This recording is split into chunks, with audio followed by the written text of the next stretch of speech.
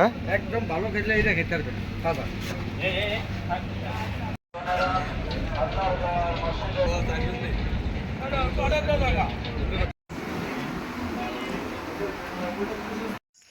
আসসালামু আলাইকুম ওরহমতুল্লাহি ওবরকাতুহু। বিসমিল্লাহির রহমানির রহিম।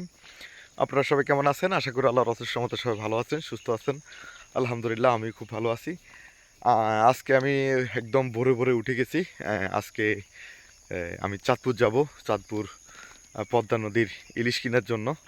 তো আজকের ভিডিওটা দেখবেন। আমি সম্পূর্ণ ভিডিওর মাধ্যমে আপনাদেরকে দেখাবো চাঁদপুর কোথায় থেকে মাছ কিনবো এবং কোথা থেকে মাছ কিনলে কী মাছ কিনলে আপনি ঠকবেন না এবং অরিজিনাল পদ্মার ইলিশ পাবেন।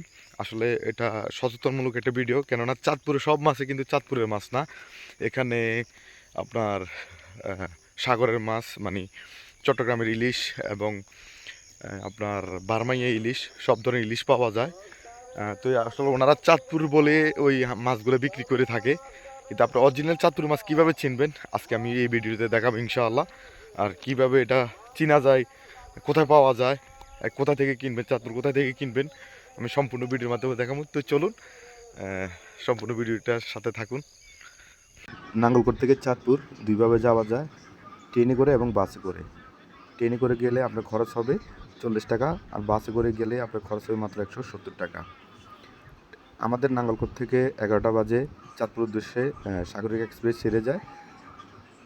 টিকিট মাত্র 40 টাকা। নাঙ্গলকোট থেকে 11টা বাজে যে ট্রেন, ওখানে যেয়ে পৌঁছে 12টা 45 মিনিটে ওখানে 1 ঘন্টা ট্রেনটার দাঁড়ায়। ইচ্ছা করলে আপনি খাওয়া দাওয়া করে মাছ টাছ কিনে আবার ওই ট্রেনে আবার চলে আসতে পারবেন।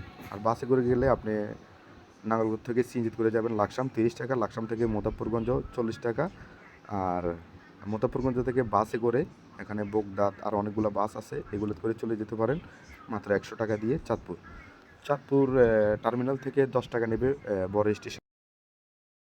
বড় স্টেশনের পাশে 3 নদীর মোহনা এবং মেঘনা নদী আপনারা উপভোগ করতে পারবেন। ওখানে বড় স্টেশনের পাশে বড় মাছের আড়ত, কিন্তু আপনারা ওখান থেকে মাছ কিনবেন না, কেননা ওখান থেকে মাছ কিনলে আপনি ঠকবেন। কেননা ওখানে চাঁদপুর পদ্মা মেঘনার ইলিশ আসলে অত পাওয়া যায় না, কেননা এখন মাছের খুবই কম পাওয়া যায় পদ্মা মেঘনায়। তো আপনি এখান থেকে মাছ কিনবেন না, এখান থেকে মাছ কিনলে আপনি ঠকবেন। কেন ওখানে চট্টগ্রামের বারমাইয়া ইলিশ বেশি, এই ইলিশগুলো পাওয়া যায়, চাঁদপুর ইলিশ খুবই কম পাওয়া যায়।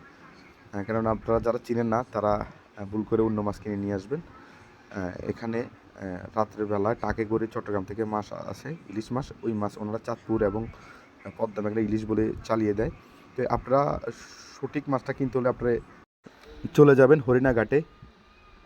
চাঁদপুর বড় স্টেশন থেকে হঠাৎ করে চলে যাবেন বড় ব্রিজ, 10 টাকা ভাড়া নেবে। বড় ব্রিজ থেকে চেঞ্জ করে চলে যাবেন হরিণাঘাটে, 30 টাকা ভাড়া নেবে। আর হরিণাঘাট গেলে আপনারা পিওর এবং তাজা ফ্রেশ পদ্মা মেঘনা ইলিশটা পাবেন, কেননা ওখানে জেলেরা নদী থেকে মাছ ধরে এই ঘাটে আনে বিক্রি করেন। ঘাটটা একদম ছোটোখাটো একটা ঘাট, কিন্তু এখানে গেলে আপনি পিওর এবং তাজা ফ্রেশ পদ্মা মেঘনা ইলিশটা কিনতে পারবেন। কিন্তু দাম অনেক বেশি। দাম বেশি হলেও সঠিক মাছটা কিনতে হলে আপনি চলে যেতে পারেন হরিণাঘাটে। আর ওখানে চাইলে আপনি খেতেও পারেন, রান্না করে খেতে পারেন, কেননা এই ঘাটের কিছু ছোটো ছোটো টং দোকান আছে, ওনারা মাছগুলা কেউ কিনে দিলে ওনারা সুন্দর করে রান্না করে দেয়, 200 টাকা নেয়। তো আপনি চাইলে ওখানে বসে ইলিশ মাছের স্বাদটা নিতে পারেন। পার পিস মাছ ওনারা রান্না করে দিলে 200 টাকা নেয়, বা ভেজে দিলে ওনারা 200 টাকা নিয়ে থাকেন।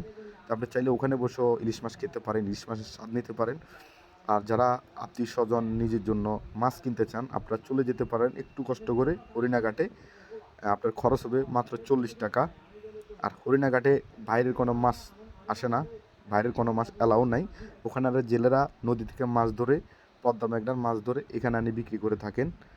তাই এখানের মাছটা আপনি ফ্রেশ এবং তাজা মাছ পাবেন, পিওর মাছটা পাবেন। তো আজকের ভিডিওটা আপনাদের কাছে কেমন লাগলো? চেষ্টা করছি আপনাদেরকে একটু সামান্য হলো একটু ধারণা দেওয়ার জন্য চাঁদপুর ইলিশ মাছ সম্পর্কে, কীভাবে যেতে হবে, কোথায় থেকে মাছ কিনবেন। তো এই সবাই ভালো থাকবেন, সবার জন্য দোয়া রইল। নেক্সট আরেকটা ভিডিও নিয়ে আসতেছি আপনাদের সামনে, সেই সবাই ভালো থাকবেন। আসসালামু আলাইকুম ওয়া রাহমাতুল্লাহি ওয়া বারাকাতুহু। হ্যাঁ একদম ভালো খেলে এটা খেতে পারবেন তাজা।